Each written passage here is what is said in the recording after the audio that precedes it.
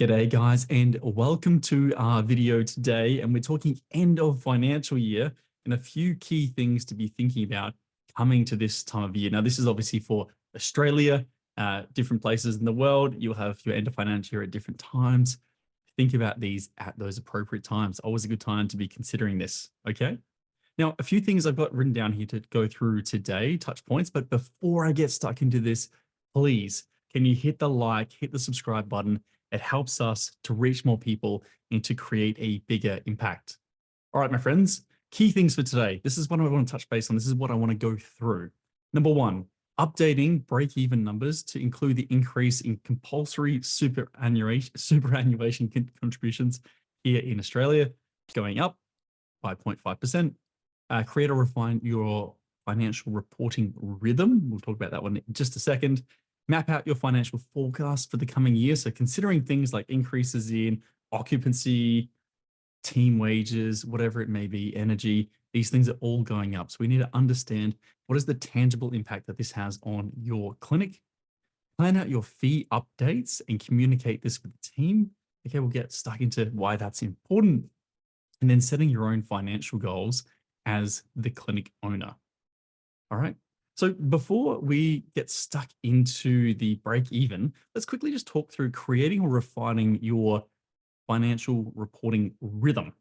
Now, for your financial reporting rhythm, this is a question we often get at Clinic Mastery from clinic owners going, when should I look at the numbers? How often? Can I just stick my head in the sand and not look at the numbers? Is that a viable option? No, not really. Okay, so what we need to do is we need to make sure that we have a specific rhythm for how we look at these numbers, when we look at them, and making sure that these are up to date, ready to go, so that when the time comes, they're good for you. Okay, you have good, clean, accurate data. So first part of this is deciding how often will you look at your P&L, your balance sheet, and your cash flow statement. Now, there's no perfect right or wrong here. But what I would say for the average small business owner in healthcare is it's great to be looking at your profit and loss once a month. Now, typically I tell people the second Tuesday of each month. Now, the reason I pick the second Tuesday of each month is it gives you time to have everything reconciled every time prior to looking at that. Okay, and it's always going to be a weekday, so you don't just pick a date. Second Tuesday of each month. Now you can pick the second Monday, second Wednesday, whatever it may be, but the second of something each month gives you time to have everything put together nicely, clean, accurate data. And the balance sheet I would be looking at the same time. So whenever I'm looking at a profit and loss, I would also be looking at the balance sheet. Now, one of the key things that you'll find as a healthcare business owner, especially if you're the sole director or how you draw wages out, is kind of pulling money out and then deciding a little bit later with your accountant, what was a wage and what was a dividend, okay? And so what people will often say is, hey, Pete, I look at my profit and loss, and here I'm not seeing, like I'm seeing profit. I'm seeing $100,000 profit. Then I look at my bank account, it's not there. Where's this $100,000 profit? Well, that's where the balance sheet comes into it. Because often people are taking what's called a director's loan without really understanding what that is. And what that means is the money's being pulled out by you, maybe as a wage, or just as a dividend that hasn't been declared yet. Now, wages and dividends that haven't been declared yet are loans. And so they're not reflected in the P&L. And so when you look at the balance sheet, it's going to reflect that. So you better understand, looking at the P&L, the balance sheet together, how that all works. Okay, so that's one little hack you can do. So second Tuesday of each month. Now, the other one is the cash flow statement. This is more important in businesses where you have money coming in, money going out, and different terms of how this happens. So let's say in construction industries, especially here, you've got to really manage that cash flow. Okay, you may do the work and get paid 3 months later for that work. And you may be outlaying a large amount of cost for materials, wages, etc. And then you may have to wait a long time to get that money recouped. And it may come in very large sums. Okay. In healthcare, we don't have this as much. We still do have it. And I've worked with some clinics where it has been a challenge.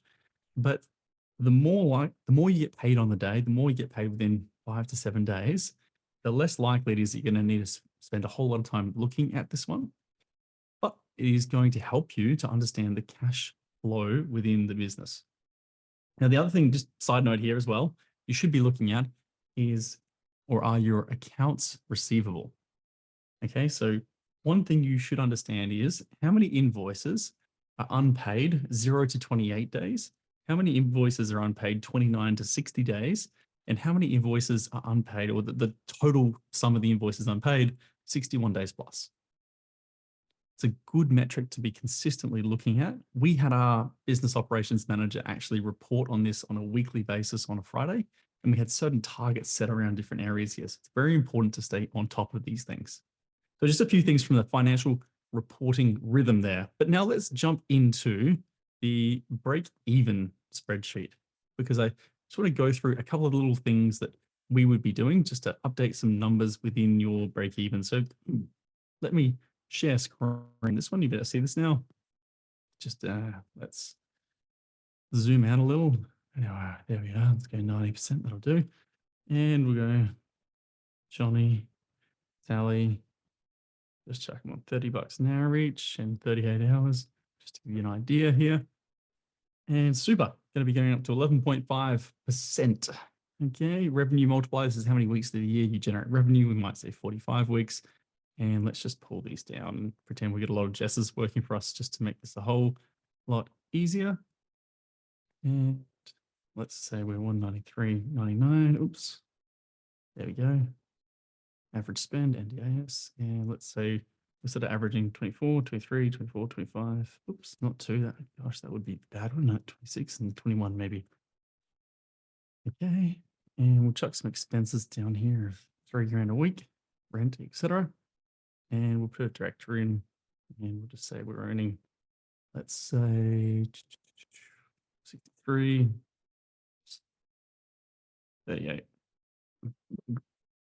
So what we've done here is just quickly build out a little break-even spreadsheet here. So what you can see is we just change this back to 11%. You can come down, have a look, what would the profit be, what would be your profit plus salary, everything together. So we can start to understand what is happening. And the reason that's actually not adding up is I just need to put one in here and make that 100% ownership. Oh gosh. There we go. Percentage. That's it. Beautiful. So then now that adds up to wage plus salary there, pre-tax, obviously. Good. Okay, so what we'll be doing here is looking at over the next financial year, what are we expecting to happen? So we know that this is going to be going up to 11.5%, and we can see this was 244 before. Let's say our expenses are going to go up to, let's go 3,500 on average, and we can see this drops down to 215, 888.2. So we drop down about, what's that, $30,000 essentially in overall profitability. And so what we might look at is how do we recoup that from a point of view perspective. So maybe charging a compulsory contribution gap. So if this was, let's say 196, drag that one down. No, we're not there yet. Let's try again. Let's go 198. Cool. 204. Find it soon. Yeah, 203, 204 is going to get you back up to where you were. So from that perspective, you could look at if we're accounting for our expenses to increase by $500 there per week, and our super to increase and our wages to stay roughly the same in this case. Now, obviously, they may be increasing. We'll have to look at that.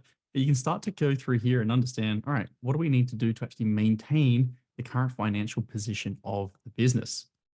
And that's what I mean when I say, let's look at our break-even spreadsheet, understand exactly what is happening with this. Now, so that's how I'd start to map out the financial forecasts using that break-even spreadsheet. Now, planning out those fee updates, using this to understand what should those be if you are going to increase fees, and then how do we communicate this with the team? Because the team are going to communicate this with your clients. That's important. And your team have to understand the why behind it. It's not just that we want to increase fees because we're greedy business owners. It's because things are going up in price. Okay, our rent's going up, our electricity is going up, our wages are going up. We want to be able to pay our team more. We want our team to be well paid. We want them to be able to be financially stress-free, okay? And part of that means being able to bill what we are worth. And so this is how we need to start to think, how do we communicate this with the team? And then how do we help them to communicate this with our clients? Now, you will always have a few people who their feathers get a little bit ruffled. However, the vast majority of people are totally fine as we increase our fees over time. Now, the last one here is setting your own financial goals as a clinic owner. Now, in that example, I literally just tried to find a bit of a like for like really quickly. But for yourself, what are your financial goals for yourself, for your family, for your clinic? What will give you financial certainty? Because when you have financial certainty, you get rid of that financial stress. You make better decisions. You make decisions from a place of abundance rather than a place of scarcity. And that helps you to really grow, to expand that team, to provide an amazing place to work, amazing client experiences, and at the end of the day, get fantastic outcomes. So have a think about that. Have a think about what are your financial goals. There's nothing wrong with having financial goals. Some people kind of think, oh, it's a little bit icky. I'm in healthcare. Should I really be doing this to make money?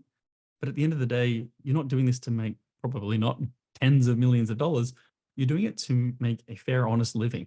And you're looking at being what you get paid being the reflection of the value that you bring to your team, to your clients, and to your community.